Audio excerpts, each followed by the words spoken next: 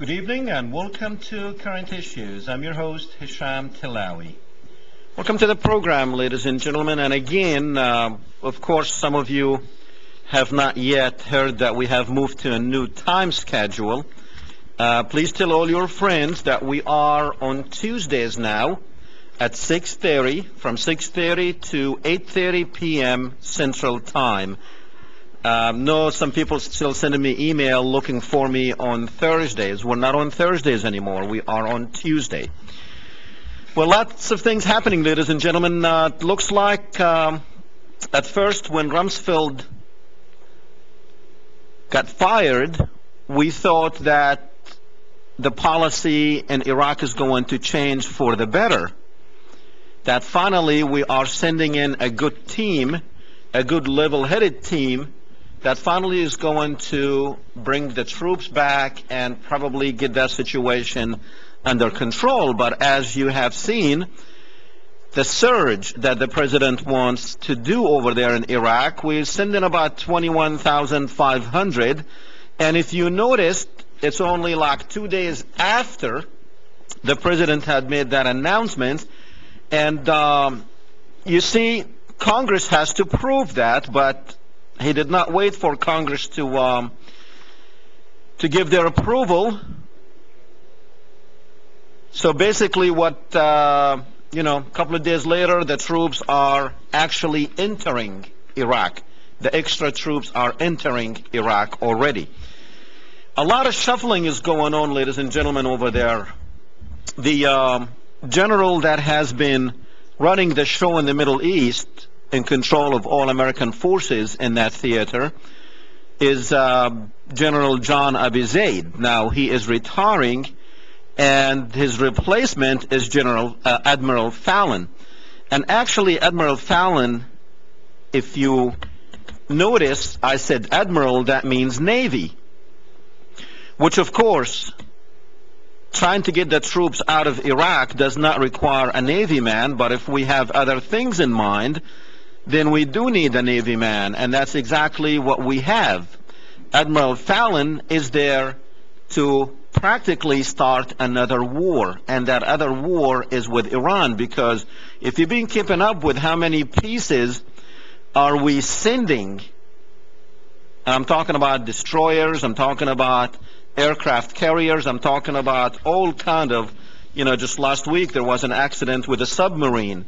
It is extremely busy in the Red Sea right now, around around the Strait of Hormuz there.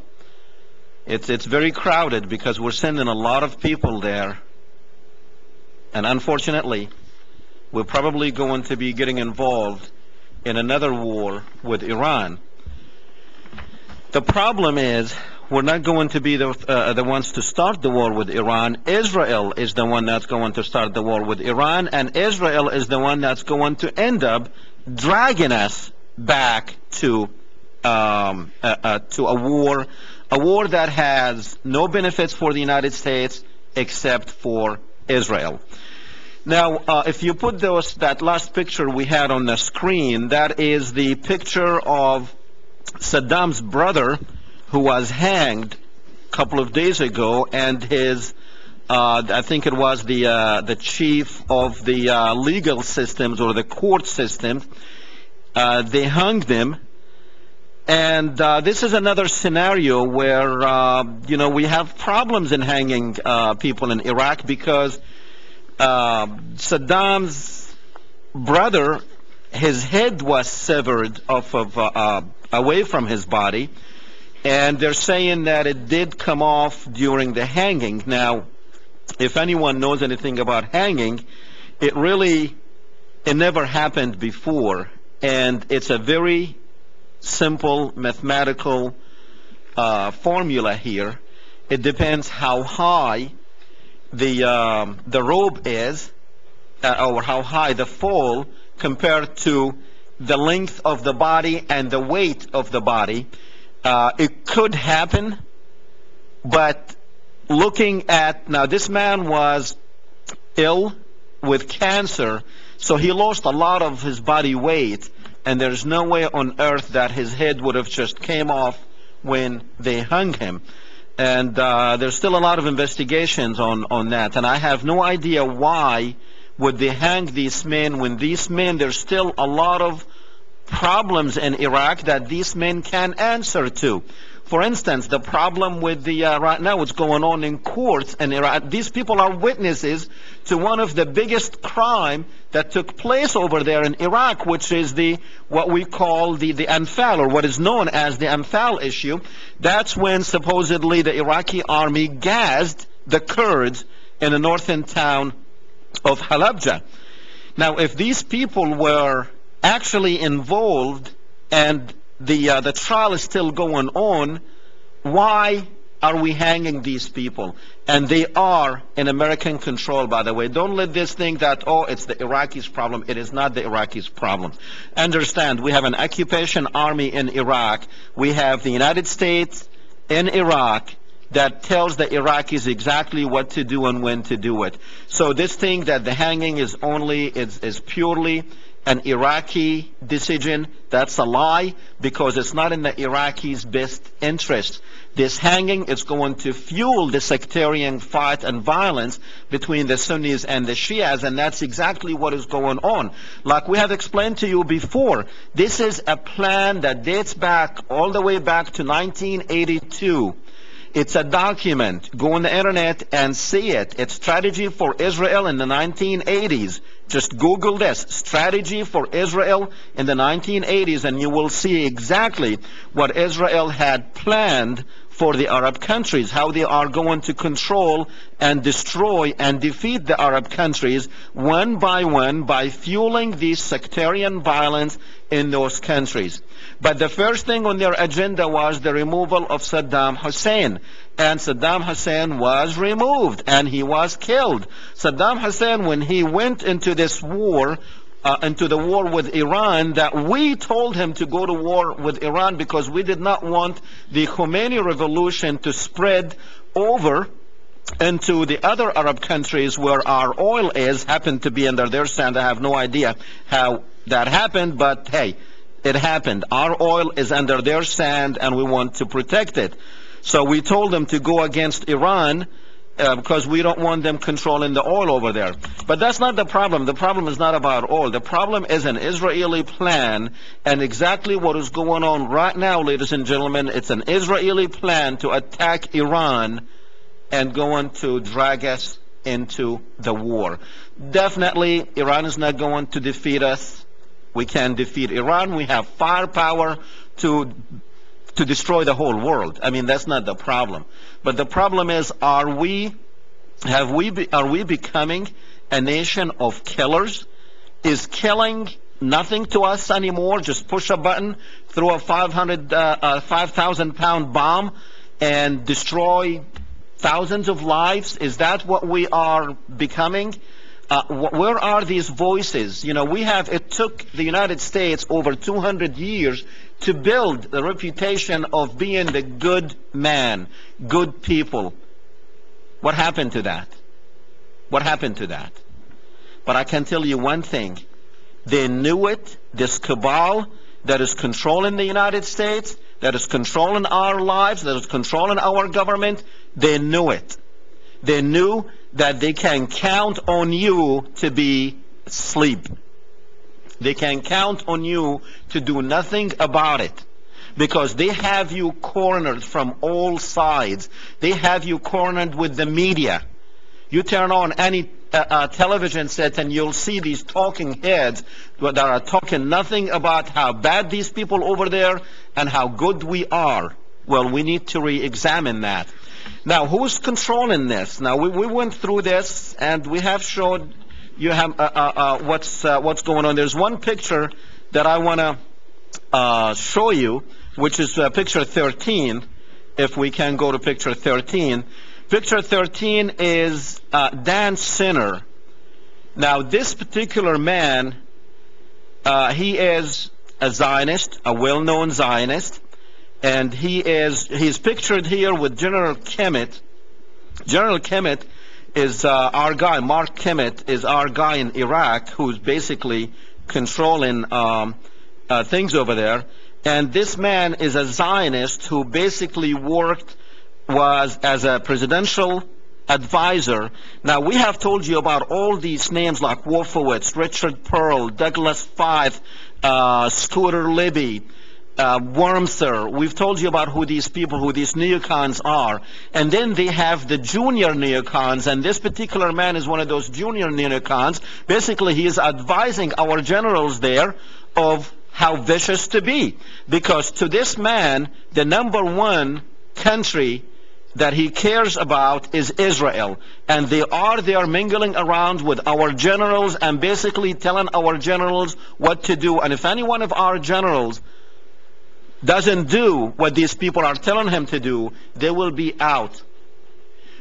More than 80% of our top rank officers from the start of the war until now are out, replaced with people who will say, yes, sir. That's the problem. Now, in the second hour, ladies and gentlemen, we're going to be speaking with Aaron Watada.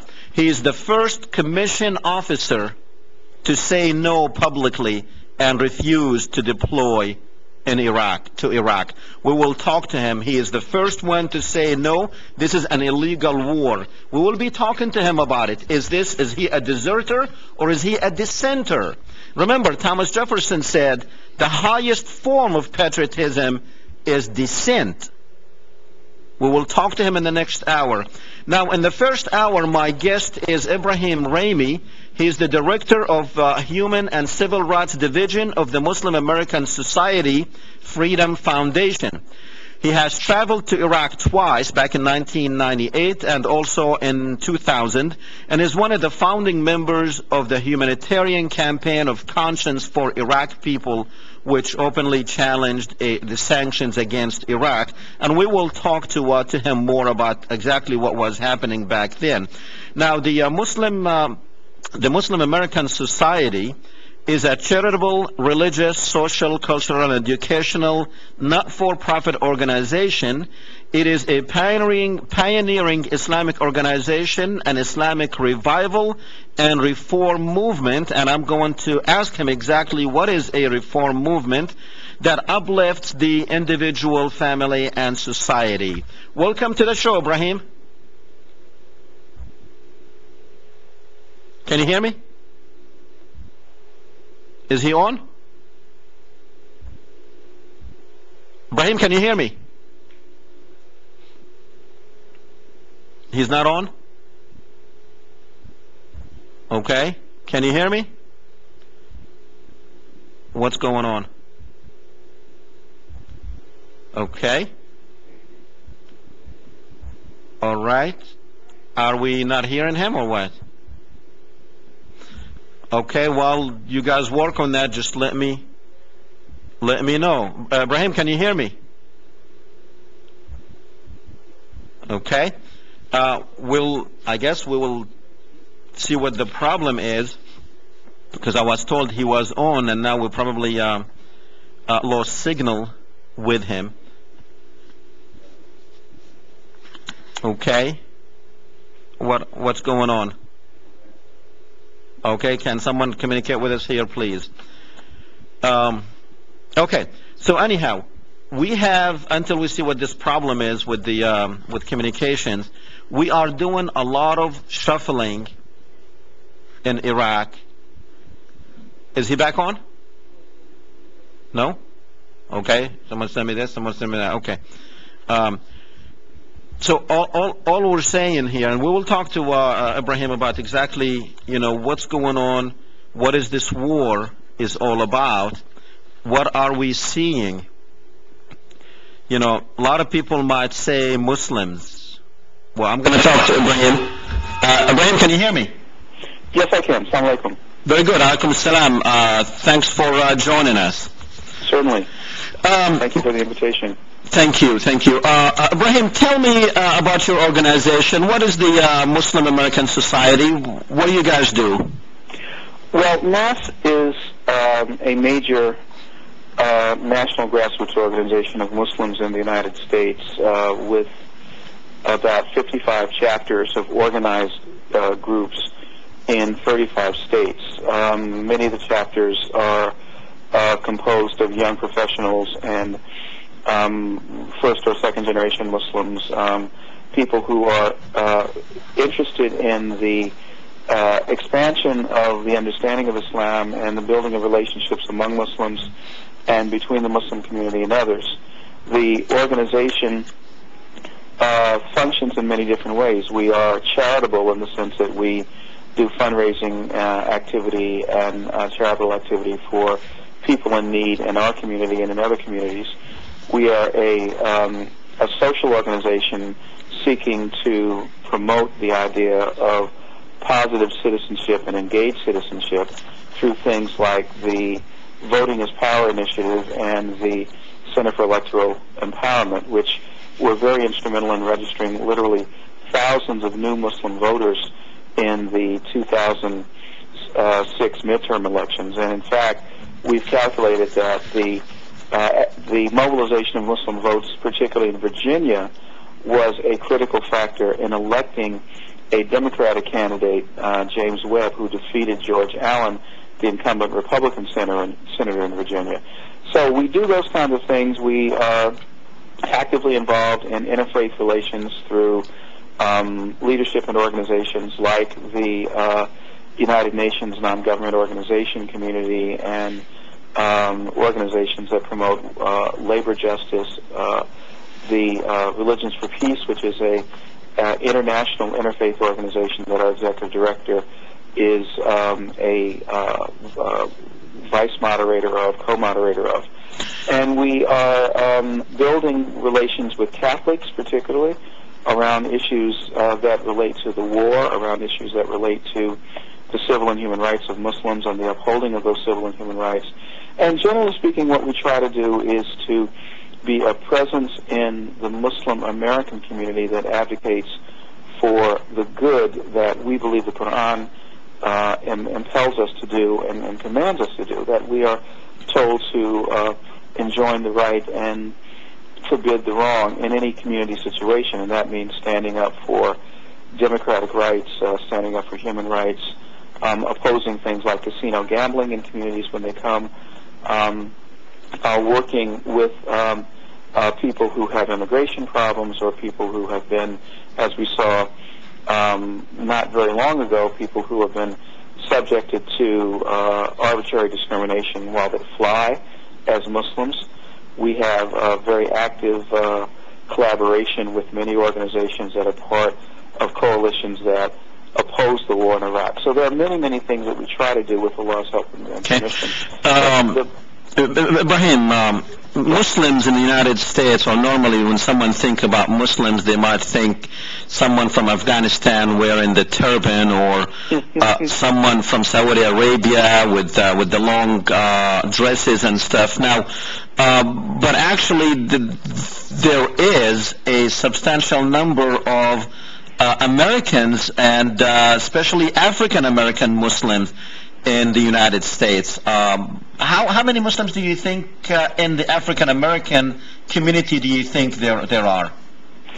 Well, most statistics that we have looked at indicate that there are somewhere between 8 and 9 million Muslims in the United States. No one has an exact census or statistical figure, but if we use the larger figure of 9 million, then usually between 35 and 40% of that number is recognized to be Muslims of African ancestry, as I am. I'm an African American. And we are not the dominant national community within the Muslim American society, but we are certainly the largest single community in the plural community of Muslims in the U.S. If one looks at, for example, South Asians or Arab Americans or people from North Africa, the African continent, Latinos who are becoming larger and larger in number as Muslims in the Americas, the largest single group of Muslims by ethnicity would be African Americans. Okay. Now, talking about your organization, it says an Islamic revival and reform movement. Explain that reform movement for me, if you don't mind. Well, reform has many different connotations, but in the way that mass operates, it's about reforming the attitudes that Muslims have about engagement in the process of not only social progress but social change. There are many Muslims, for example, who have come to the United States to make a living and make money and then at some point send money back to the countries of origins or to go back themselves, but without any necessarily profound sense of ownership of the social culture in which we live. So there's been a great deal of insularity among Muslims who've lived here. If one looks at, for example, up until maybe 5 or 10 years ago, the number of Muslims who might vote in elections. So you don't mean like reforming the religion, but reforming the people? Yes, yeah, we're not about the reformation of the religion. I mean, we're not into the innovation of changing the religion. We believe the religion that came from Allah subhanahu wa ta'ala is sufficient as a guide for Muslims. But what we want to do is to reform the attitudes that Muslims have about positive engagement. Let me give you one example. When it comes to the issue of civil rights in America, and looking at the long and painful history of struggle of many people, and in the forefront of that were the African American people for basic civil rights, equal accommodation, voting, business ownership, access to capital, and so on. Muslims have very often, in a traditional sense, been somewhat insulated from that struggle. That struggle was largely led by the African American Christian Church, and we recently, even yesterday, commemorated the great Martin Luther King Jr., who was the paramount leader of that movement. But Muslims have tended, whether they were immigrant Muslims or even some indigenous Muslims, have tended to be somewhat removed from that. What we want to do in a sense of reformation is to say that we are here, we're stakeholders in the way our tax money is spent and in the equal rights and human rights of not only our community but in every community. So we would seek to engage Muslims in those kinds of activities that will not only uplift Islam but also provide progress for the entire nation.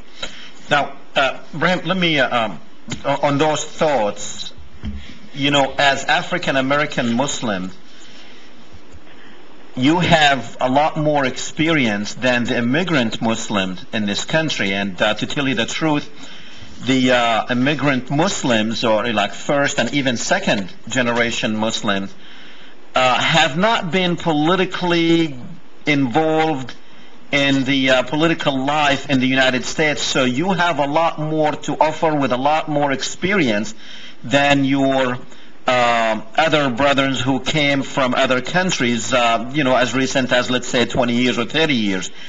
Now, are you finding, is there like a resistance in understanding what needs to be done from those who are here than those who came over here? I mean, are you finding there's a difference in doing things?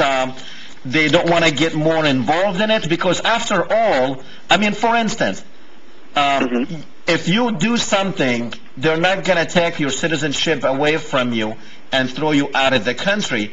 But as you know, some people who are even American citizens, they actually remove the citizenship from them and throw them out of the country. So I guess that's two questions in one. Are you finding a resistance from other Muslims that, no, we're not going to do it that way? Or tell me about that. Is there two different cultures?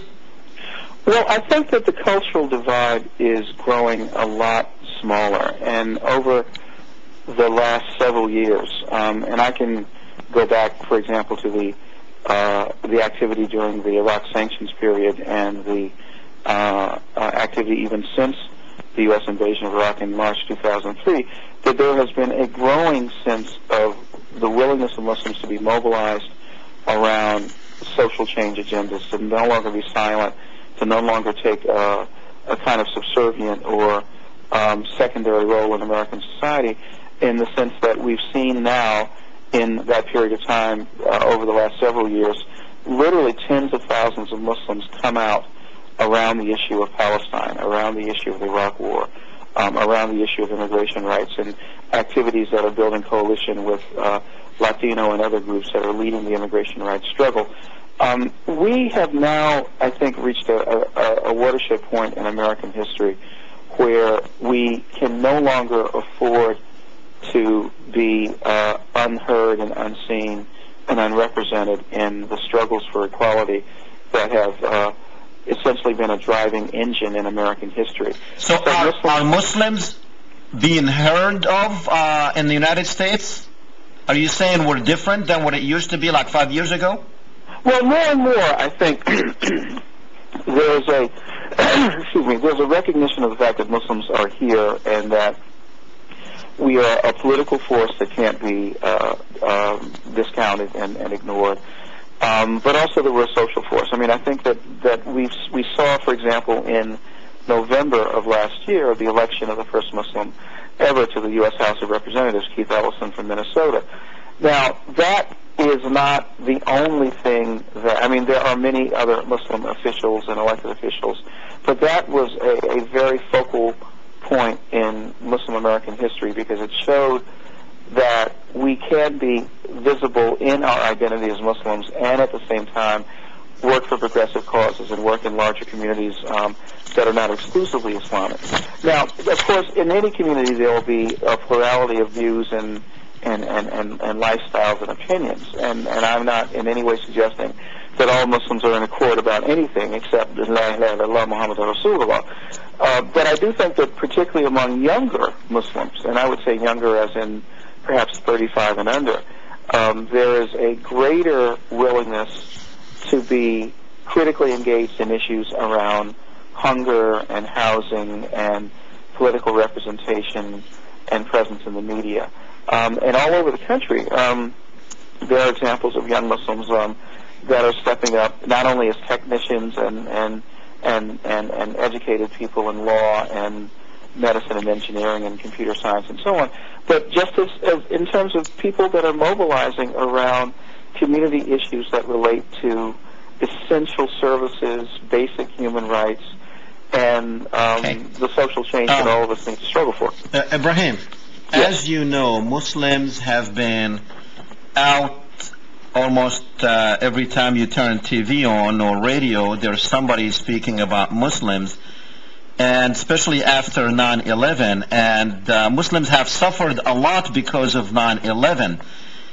Why aren't we seeing Muslims asking for an independent and a thorough investigation of 9/11 to see exactly what happened? Because definitely most Muslims don't believe the story that the government has told us. Why aren't we seeing Muslims' voices out there saying, look, if it was Muslims who did it, number one, we need to make sure that it was Muslims who did it, and we need to make sure who was behind it, who planned it, who financed it, because the whole religion is being blamed for it. How come we're not, all we are seeing Muslims putting out fires? There's a lot of organizations, Muslim organizations in the United States, and all we're seeing is we're trying to beautify the voice of Muslims. Islam is a peaceful religion. Islam is this. We're always on the defensive. Why aren't we on the offensive? Are saying we demand an investigation of 9/11. Well, I think there have been many investigations of 9/11, and the nature. I am of the opinion that that the attacks were criminal in the way in which they were prosecuted, and in the indiscriminate killing of innocent people. They were not military attacks in a state of war, which would have been bad enough, but they were attacks on civilians. I do believe that the people who planned it have pretty much been found out and brought to light. So who are you talking about? But they don't represent. They don't represent certainly any constituency within the Muslim American. Who are they? Who are you talking about? Well, I'm talking about the people who essentially have been found to been involved in a conspiracy to hijack the planes. Who are they? Can you tell me who they are? Like their individual names? Well, I mean, you can name names if you want. Well, I don't know if there's any controversy about that, and I don't want to get drawn into some kind of debate about whether or not the state of Israel had given some warning for every Jew to leave the World Trade Center. I'm not even going to go there. I'm not even going to go there. Are you satisfied with the government story? Because the reason I'm bringing this is not for 9/11. This has the show. I mean, I have done tremendous multiple of shows about exactly what happened in 9/11. I'm talking to you from a Muslim point of view. Are you satisfied with the story that the government has given us about 9/11? Well, not entirely, because I think that there are many forces that were in play that led to the act. I don't think we can debate the fact that the act happened and that people died. There are different conspiracy theories that would indicate, for example, that I've read that the actual attack on the Pentagon was not with a hijacked airliner, but rather with a missile. And there have been numerous forms of evidence presented to substantiate that. At this point, I can only deal with the consequences of what happened and not the intricacy of the planning and the conspiracy that led to it. And the consequences of what happened, I think, have been very difficult for Muslims, precisely because they have accentuated one element within the community to the detriment of everyone else, but also because I believe that the attacks provided a trigger event that enabled a much larger action plan on the part of the U.S. government and its corporate allies and its allies in the military-industrial complex to begin to. If you don't mind me, Ibrahim, I want to interrupt you for a second. If you don't mind me doing that, I just want to know: is it the consensus among American Muslims to accept the story of 9/11 and take the blame for it? I don't know, because I haven't really done a poll. I haven't really seen any polling data that would suggest that American Muslims accept or don't accept the government line. What I would be interested in knowing is whether or not Muslims have any deeper understanding of the strategic implications of 9/11, not in terms of so much the jihadists, but rather in terms of the unrolling of the plan that I believe the neocons have and always have had, which was to create a situation for intervention in the Gulf, expanding military bases in the Gulf region, and using the strategic control of energy assets as leverage not only against Japan, for example, or China, but against Western Europe as well. So that the United States now, as I've heard the phrase used, controls the spigot that controls the flow of oil in the most oil-rich region on the planet, and that becomes something that Muslims need to look at strategically. And whose benefit is it for the U.S. government and U.S. corporations to dictate the terms of the use and deployment of natural resources that are owned by people outside the United States of America? Okay. Ibrahim, stay with me. We're going to take a quick break, and then when we come back, we're going to go to the phones. We have people waiting to ask questions, so we will be right back.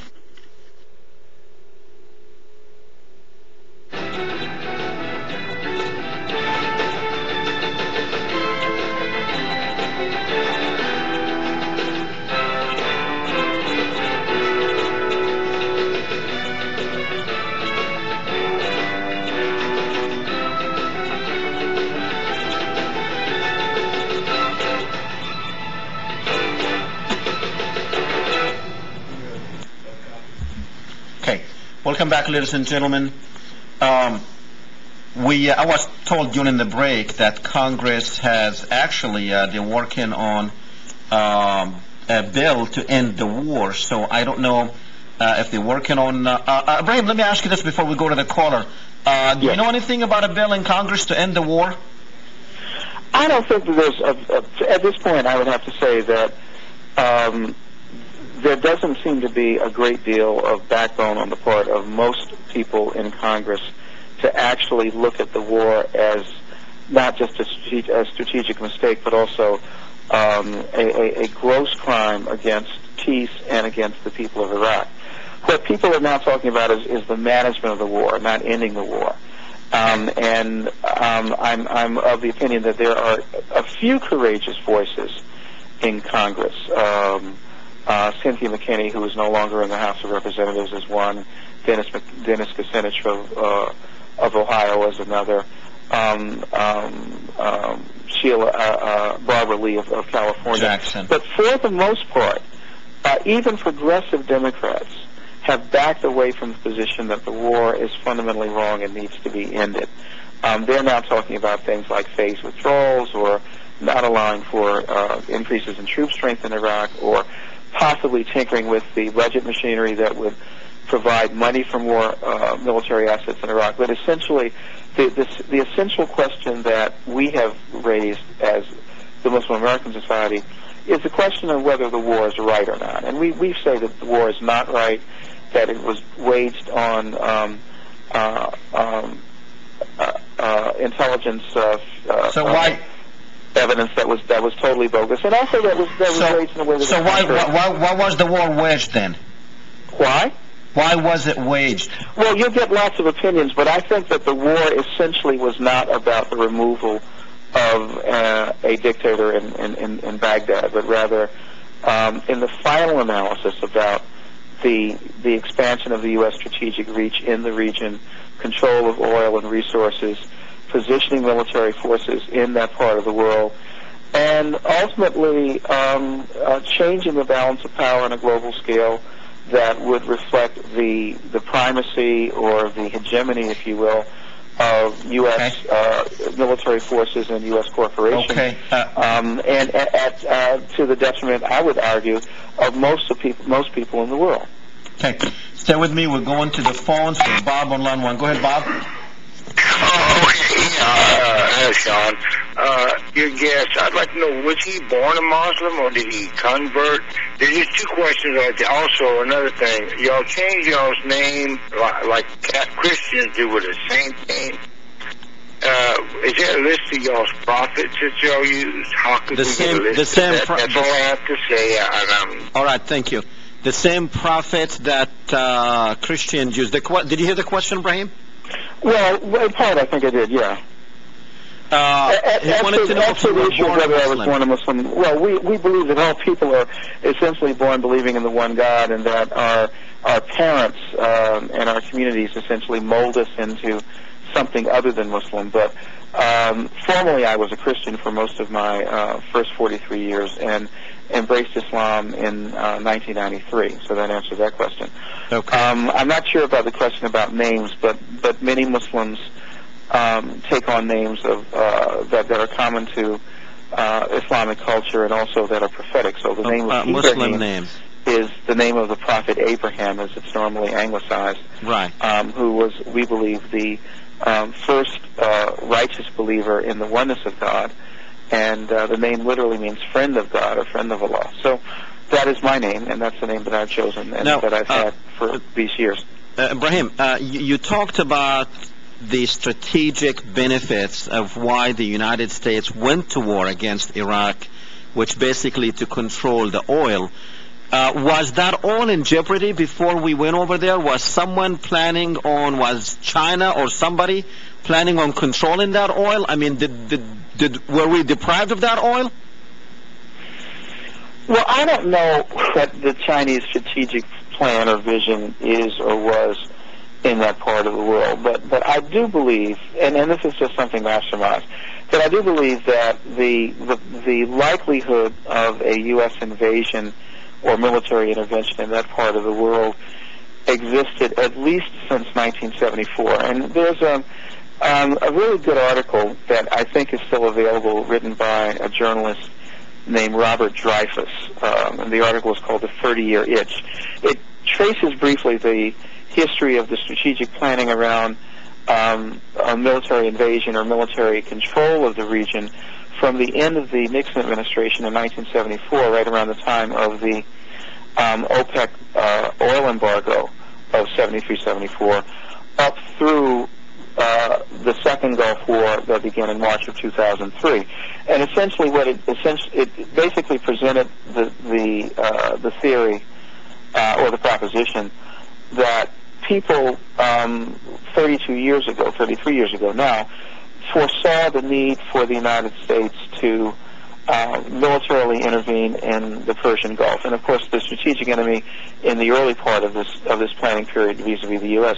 was the Soviet Union. The quote-unquote Islamic fundamentalist adversary didn't pop up until much, much later. But the U.S. foresaw the need for things like a rapid deployment force, light, mobile combat units that could move around very quickly and invade a place very quickly. They saw the need for forward deployment of bases, first in Saudi Arabia, and then in the Gulf states. Your position that the war in Iraq happened the because actual of positioning of those resources militarily and a very quick build-up leading to an attack. I believe also, and I just want to say this, that Saddam's invasion of Kuwait in August of 1990 was the first major trigger event that allowed these international forces, led by the U.S., to actually begin that mobilization, and then eventually not simply drive the Iraqi army out of Kuwait, but begin a process that would ultimately weaken and cripple the ability of the Iraqi economy to reconstitute itself through the sanctions period. Then, after the sanctions period, through the trumped-up evidence of weapons of mass destruction and Iraqi complicity in 9/11, to launch the coup de grace, which was effectively the invasion of Iraq in 2003. Okay. I'm sketching over a large amount of history without a lot of detail, but it does occur to me that the people that invaded Iraq in 2003 were really not just prepared for that, but had been prepared for that for literally decades. And what we saw was the end game in a number of strategic moves by the United States, primarily, not only by the U.S., but primarily by the U.S., over a period of 1974 to 2003. So you are saying we went there for oil? I think that's the major reason. Okay. Now, there could be other... Now, well, just if you allow me, back in 1982, I've heard you speak a lot, but you never mentioned the Israeli part in this formula. And back in 1982, there was a document. It was translated by Israel Shahak. It's called Strategy for Israel in the 1980s. And specifically in that document, it's mentioning the takeout of Saddam's regime, breaking out the country into 3 states or even 4. And also in 1992, another document, which is the defense planning guidance that Richard Pearl have worked on and Paul Wolfowitz under no one but Cheney when he was the defense secretary. And that document was translated into a 1996 document called the Clean Break, a strategy for securing the realm. It was written for Prime Minister Netanyahu by no one else but Richard Pearl and others. And then you have the document in 2000 of the Project for the New American Century. Any of these documents put together, you will see clearly that the destruction of Iraq was an Israeli interest, not an American interest.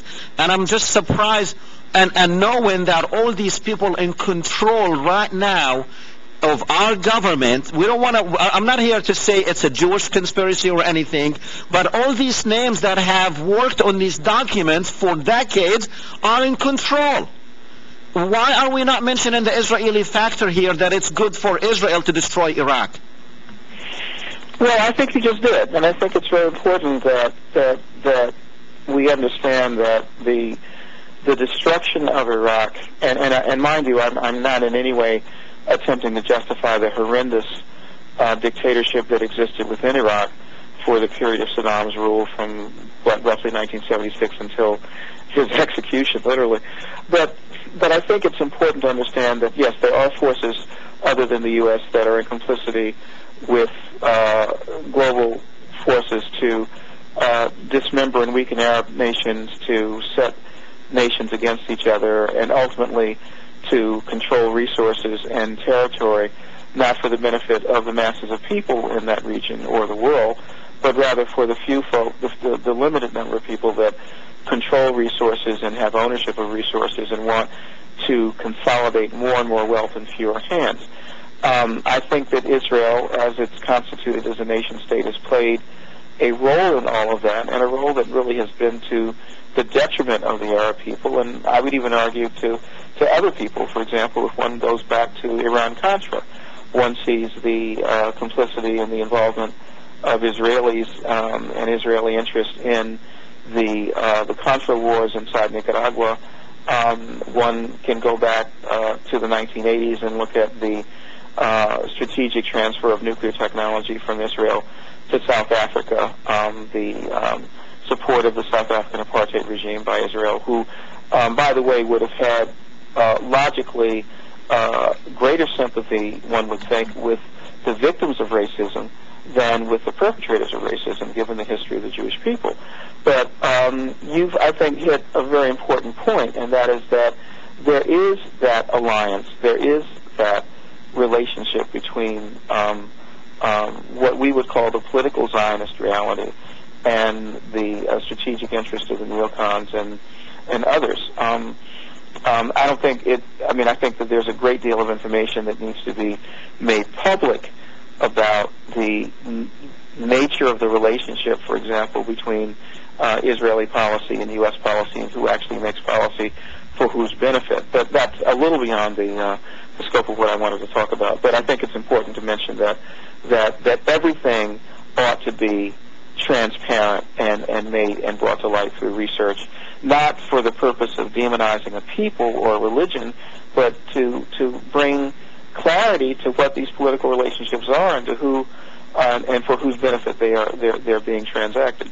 Now, Ibrahim, I know you are in the middle of the political scene as far as the Muslim efforts of trying to, I really have no idea what the Muslims in the United States are trying to do, but my question to you is, do we see a pressure on United States Muslim leaders to start speaking the mainstream language here about the war, or they will be looked at as you are an outsider, you are a terrorist if you oppose the war and if you expose? Are we seeing pressure on Muslim associations and organizations to join in the mainstream and start speaking like the mainstream ideas? Are you seeing that?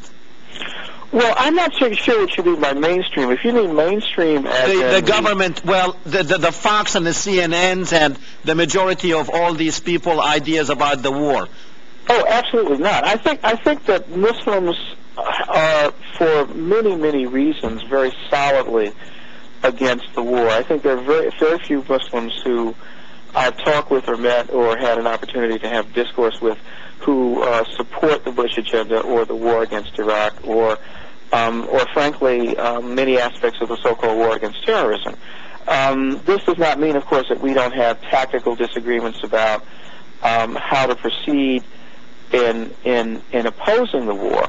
But I don't think that there's any consensus in the Muslim community right now that the mainstream political line of supporting the Bush administration or even arguing about the management of the war is what we support. I think there's a strong consensus among Muslims that the war is wrong, that the war is destructive, that the war is not to the benefit of Muslims in Iraq or Iran or anywhere, and certainly not to the benefit of Muslims in the United States, and that the war needs to be brought to an end. Okay. There's one we only have like about 4 minutes left, but there's an important question I need to ask you. There's an organization out there that you start seeing it more and more in the news. It's the American Free Muslims or something with Kamal Nawash. He is, I know him very well, by the way. I know him personally, and I know who he was and where he came from. but this man is the creation of Daniel Pipes, and I know I have evidence of the meeting that he had with Daniel Pipes, and all of a sudden he has an organization called American Free Muslims, and he's all over the airwaves, even CNN and Fox. They bring him. Why is that? Why is this organization that is supported by Daniel Pipes is all over the news? Well, I can only postulate, and that is, I suspect that in the same way that the establishment manufactured black leaders or colored leaders or Negro leaders to essentially oppose Dr. King and the civil rights movement. And, so why aren't you guys out there saying this guy is fake, this guy's a creation of Daniel Pipes? Well, first of all, I don't think that having some familiarity with Mr. Nawash and having been on a radio program with him, I can guarantee you that that his credibility is only as deep as the pockets of the people who feed him, and they're not Muslims and they don't speak for Muslims. I understand, but the guy speaking for Muslims and any Muslim in the United States, he is on the airwaves. He is the Muslim voice who says, we apologize for 9/11. We're sorry that Muslims did 9/11, and 9/11 investigation is not even over. And this guy, he ran one time for the Virginia Senate and one time for the Virginia House of Representatives and failed miserably. So he thought if he gets closer to Daniel Pipes, then he will. And he's the one, by the way, that called Daniel Pipes and had a meeting with him in Washington, D.C. before he started this organization. And all of a sudden he has this organization, he has money, he was sent to Europe to attend the conference, and all of a sudden when it comes to Muslim voice, they put this guy who knows nothing, absolutely nothing about politics or even about religion. You know, one time a reporter asked him, do you know how to pray? And he said, I pray every day. I talk to God. I take long walks and talk to God. Now, a Muslim who doesn't know how to answer how he prays, that should not be the voice of Muslims, and I don't know organizations are not doing enough to take this man off or to expose this man for what he is.